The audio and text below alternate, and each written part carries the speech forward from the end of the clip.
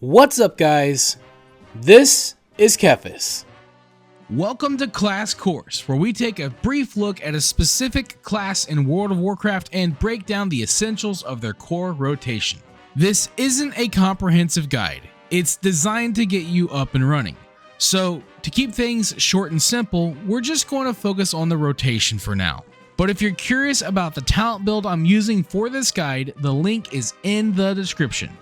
Today we're going to talk about how to play a Devastation Evoker in patch 11.1 of The War Within. The core gameplay of Devastation Evoker is about generating and spending essence.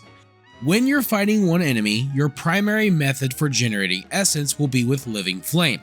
If you're fighting multiple enemies, you can generate essence with Azure Strike.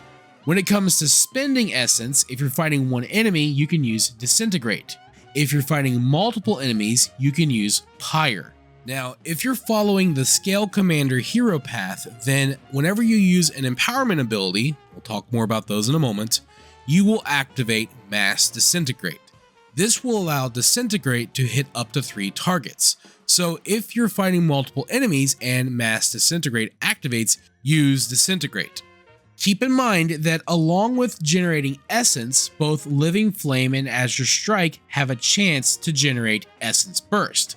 This will allow you to use one of your essence abilities free of charge. You can also use Shattering Star when it's available to generate a charge of Essence Burst while also increasing the damage you deal to the target for the next few seconds.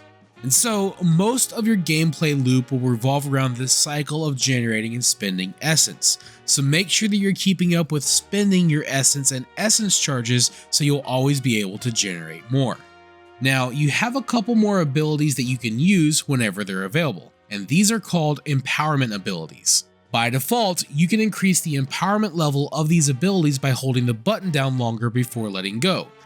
These abilities will function differently depending on what empowerment level you use with them. Eternity Surge is pretty straightforward. The higher the empowerment level, the more enemies the attack will hit. So if you're fighting one enemy, you'll just want to use empowerment level 1. If you're fighting multiple enemies, you'll want to use a higher empowerment level depending on how many enemies you're fighting. Your second empowerment ability is called Fire Breath. At empowerment level 1, it will deal less initial damage, but deal more damage over time. At higher empowerment levels, it will deal more initial damage and less damage over time. To keep things simple, the best practice is, if you're fighting one enemy, use Fire Breath at empowerment level 1. If you're fighting multiple enemies, use Fire Breath at max empowerment level. This is because when you're fighting multiple enemies, your enemies usually aren't going to last as long and you'll benefit more from doing more initial damage and killing them faster.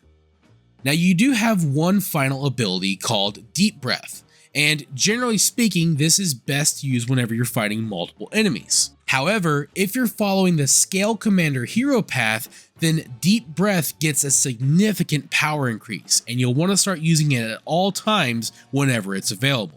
Now, if you follow the Flameshaper hero path, then you will gain access to a new ability called Engulf. The damage of this ability will increase based on the number of periodic effects you have on the target. The main 3 effects that you want to keep an eye out for are Fire Breath, which we've already covered, Ruby Embers, which will be applied with Living Flame, and Enkindle, which will be applied with one of your essence abilities. So use Engulf whenever it's available, as long as these 3 effects are active. Last up, we need to talk about your main offensive cooldown, Dragon Rage. Use this whenever it's available to launch 3 pyres at enemies and increase your damage and your chance to generate essence for a short duration. Using your empowerment abilities during Dragon Rage will increase its duration. So make sure that you use Dragon Rage whenever your empowerment abilities are available, or they will be available while Dragon Rage is active. So to recap, maintain your essence, keep your abilities on cooldown, and maximize Dragon Rage. And that should hopefully be enough to help get you started with Devastation Evoker. There is more to learn for sure, but with this being a beginner's guide, I want to try to keep things as simple as I can. I really do hope this video was helpful for you. And if it was, I would love to hear about it in the comments below. With all that being said, I will see you guys on the next one. Thank you for watching this video. If you enjoyed it, let me know by clicking that like button. And feel free to share it with your friends so they can enjoy it as well. And if you'd like to see more videos, you can subscribe to the channel and click on the bell icon to be notified as soon as new videos are posted. You can also follow me on Facebook, and if you'd like, you can support my work on Patreon. Links to all that stuff can be found in the description below. This is TheKephas. Until next time.